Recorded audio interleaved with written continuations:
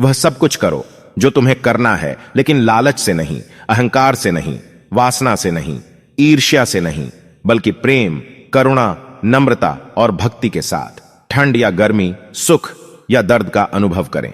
ये अनुभव क्षणभंगुर हैं, वे आते हैं और जाते हैं, इसलिए उन्हें धैर्यपूर्वक सहन करें। लोग अक्सर सच कहने से बचते हैं या डरते हैं, पर सत्य कभी छुप नहीं सकता और न ही कभी मिट सकता है। कितना भी छुपा लें, पर सच तो उजागर हो ही जाएगा। इसलिए जो बात सच पर आधारित हो, उसे करने या कहने और मानने से कभी नहीं डरना चाहिए।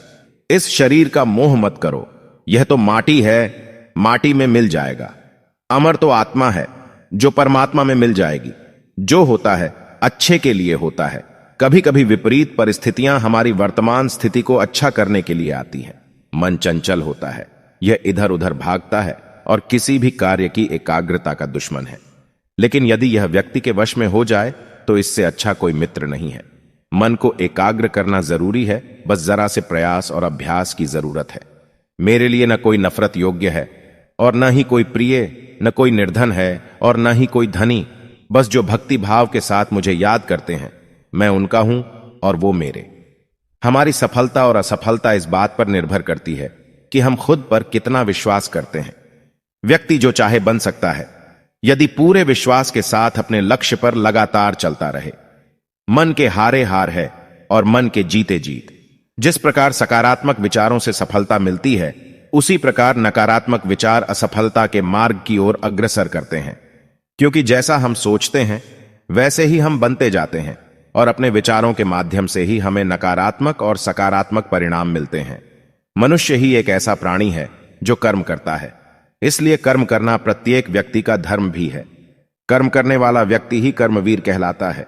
इसलिए कार्य करते रहना खाली बैठे रहने से हमेशा बेहतर होता है। समय हमेशा चलता रहता है, कभी रुकता नहीं। यदि आज बुरा समय है तो कल अच्छा होगा। इसलिए आप बिना किसी स्वार्थ के सिर्फ कर्म कीजिए, फल समय खुद देगा।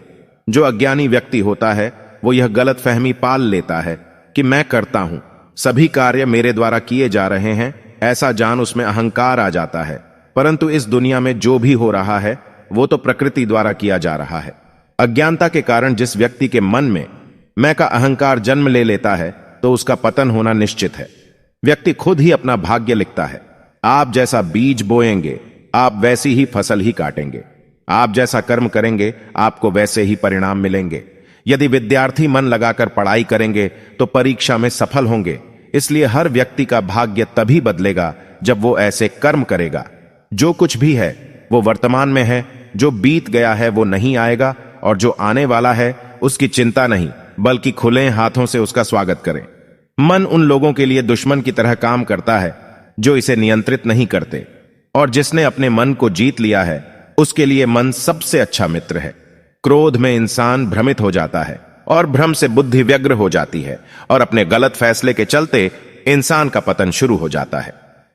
पूर्ण लगन के साथ अपना कार्य करो, लेकिन उसके फल की इच्छा मत करो, क्योंकि जब आप फल की इच्छा करते हैं तब कहीं ना कहीं आप अपने कार्य में पूर्ण रूप से समर्पित नहीं हो पाते।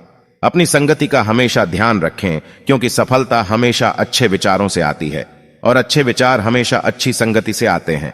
सच्ची प्रसन्नता तभी होती है जब आपकी सोच, कथन और कर्म में समानता हो। कोई भी रिश्ता एक ही हिस्सेदारी से नहीं बल्कि दोनों की भागीदारी से मिलता है।